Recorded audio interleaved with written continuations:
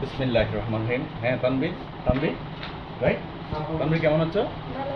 আজকে তোমার কি হলো বলো তো? হ্যাঁ, শুনলাম। শূন্য থেকে না, তাই না? অনেক ভয় পাইছিলে না?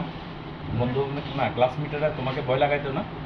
অনেক কষ্ট হবে, অনেক এ হবে সে হবে। এখন কষ্ট পাইছো? এদিকে দেখো, হাসি খুশি বলো, যেটা সত্য সেটা বলো। কষ্ট পাইছো? না। তুমি টের পাইছো? হ্যাঁ, না। একটু পিঁপড়া কামড় দেওয়ার মতো করে যে একটু করে, তাহলে তুমি বুঝতে পারো না। এই তো সবাইকে বলবে তো, বন্ধু বান্ধবকে বলবে তো, তাই না?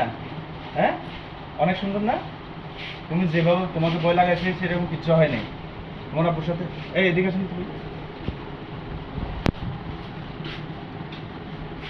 আপনি তানভীরের আব্বু না? জি। আচ্ছা, আজকে তানভীরের আব্বুর সাথে কথা বলবো। তানভীর, আপনারা আসলে বাসায় একটু ভয়ে ছিলেন না? হ্যাঁ। কিরকম না কিরকম হয়। এখন যে পদ্ধতিটা দেখছেন ঠিক আছে। ডিভাইস কসমেটিকের মাধ্যমে, তানভীর এটা দিয়ে করাছি না? অনেক সুন্দর। এই রত্নার অনেক সৌন্দর্য রয়েছে। ফিনিশিং, ইমপ্রেশন হয় না, পরবর্তীতে মানে ব্যথা হয় না, গোসল করা যায়, খাওয়া দাওয়া কোনো কিছু বাছাই করে খাওয়া লাগে না, সব কিছু খাওয়া যায় এবং ঘুরতে পারবে, খেলতে পারবে। ঠিক আছে, এরকম সুন্দর রত্না আর কোথায় আছে?